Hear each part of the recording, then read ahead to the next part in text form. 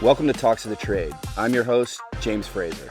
Global trade is entering a period of uncertainty as new tariffs and shifting policies test long-standing economic ties. From supply chains to growth outlooks, the ripple effects are reshaping markets. My guest today is Ian Goldin, renowned global economist, Oxford University professor, and author.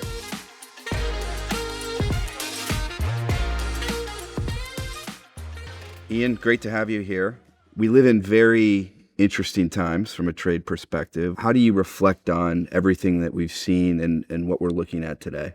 It's certainly been a very interesting start to the year, and I think we're in a new world.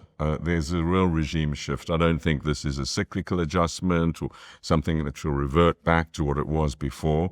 I think this is the new normal, characterized by deliberate strategies to change things, very much driven by the US and President Trump, where the US was very much part of a global scene setting. It's now very much focused on itself, I think, and that's changing everything around the world. Clearly, you can see sort of an acceleration of an existing trend. How do we think about where we are today versus maybe the last 20 or 30 years? Well, the U.S. has always been at the heart of building the global trade system, from after the Second World War. And even before that, the U.S. had been at the heart of the construction of the General Agreement on Trade and Tariffs, which turned into the World Trade Organization, creating the most favored nation status where we treat everyone equally. Because I think now there's a serious commitment to saying, we're not going to support those international systems. We're doing it a different way. And it's not tinkering. This is tearing up the rules book that has governed the world, not just over the last 20 years, but in the post-war era. Tariffs are not a new phenomenon. What we're seeing more recently is tariffs via executive order.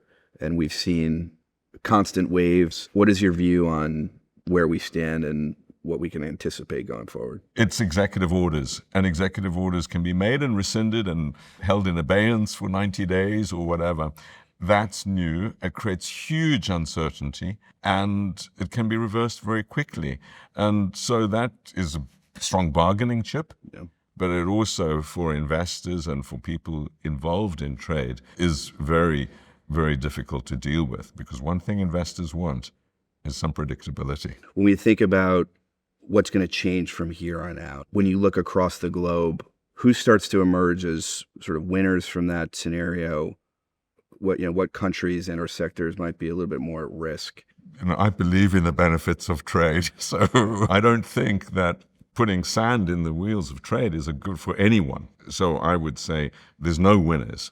Global growth will slow. There'll be higher prices, higher inflation, less job creation. I think the uncertainty that's been created, and that's one of the main characteristics, will reduce investment. And if jobs do go back, there'll be very different jobs to the jobs that were left. This is a different era, not only in terms of the trade regime, but in technology and in geopolitics. I think the relative winners are likely to be in Asia. They're growing on average at 5% a year, right, whereas Europe will be lucky to grow at 1.5% and the US at 2% a year.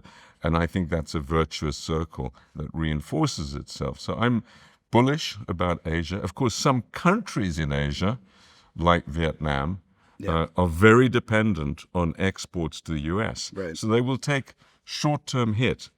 But in the medium term, I think this new regime is likely to be least impactful for the Gulf and Asia and most impactful for the Atlantic. That's North America, South America, Africa, and Europe. Ian, is globalization dead?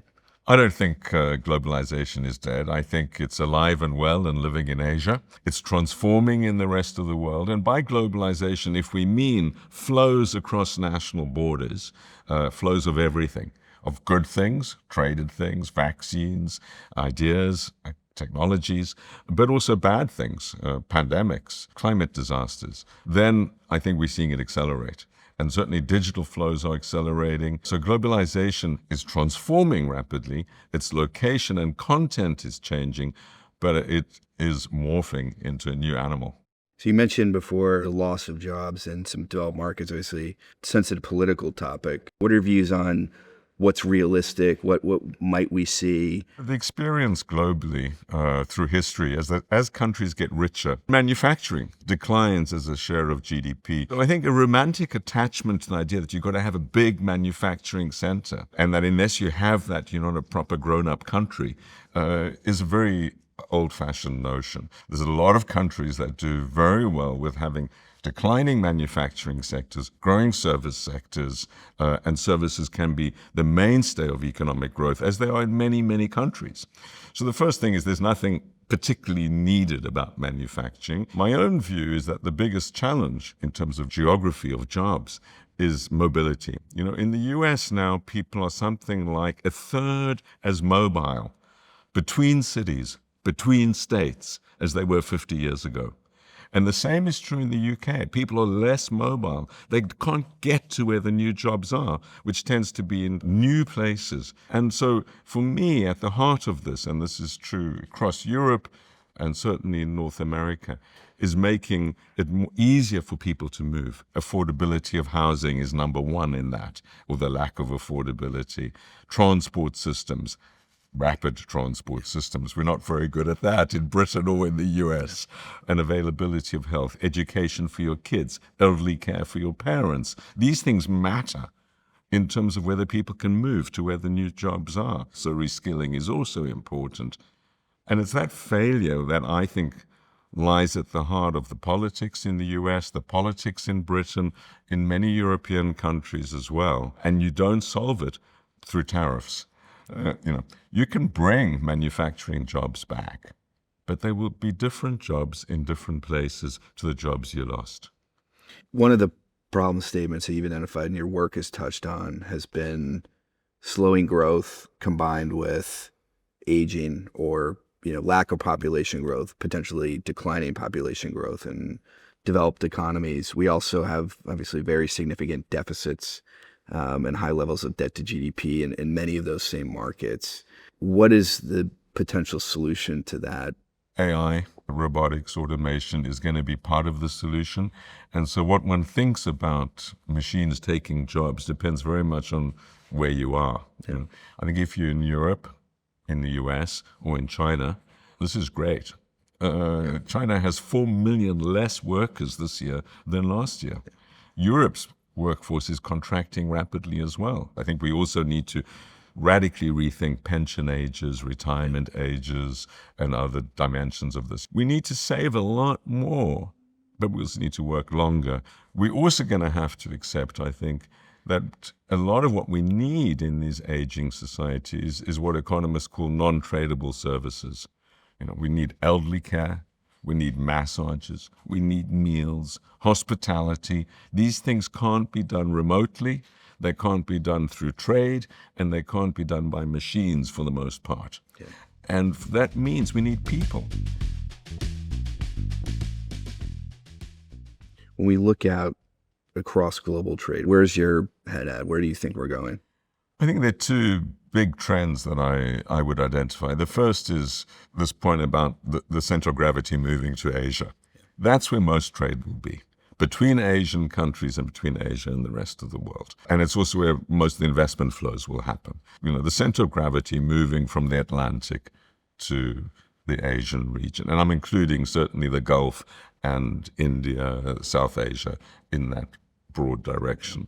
And then as countries get richer, the second big trend is that we should expect that once they get over average per capita incomes of about $25,000, and that will happen over the next 20 years in many, many Asian countries, their needs increasingly dematerialize to non-tradable services. So we shouldn't judge growth by how many physical goods a country imports or exports. That is very important. But as you get richer, you consume more of these non-tradable services. Elderly care, meals, hospitality, leisure. Yeah. None of these things are in a container. It could be. And so let's not get confused. If growth slows down, or physical merchandise growth slows down relative to GDP, that somehow this is bad. This could be a great sign of success, that we're seeing countries increasingly moving to non-tradable services. Then the question is, in terms of global financial institutions, as how do you bundle the services to facilitate that? Yeah. And there's lots of opportunities in it, but they are different to the merchandise trade opportunities. If you are advising governments and administrations, what's the advice that you would bring to some of these negotiations that are expected to play out over the coming months? And when we think through maybe more of a corporate lens, what's the advice that you would bring to corporate clients for this respect? My advice would be diversify, diversify, diversify. Relying on trade with one country is a risky thing, not only because they might impose tariffs, but they might go through an economic crisis. And then I think the idea of building up some resilience in your system. So don't get into too much debt and hit the ceilings too early, because then you've got no fiscal firepower left when you have a crisis. What's true of countries is also true for corporate leaders. So ask yourself the question, if you're a corporate leader, is what am I learning from my officers around the world, my people around the world, that might inform my business future in terms of what people are consuming, what people are saying, what people are doing, and what the risks are. And one of the great things about great companies is they have great people in a lot of places, but that needs to be an asset, not a liability. Ian, thank you for being here. It's a pleasure being with you, James.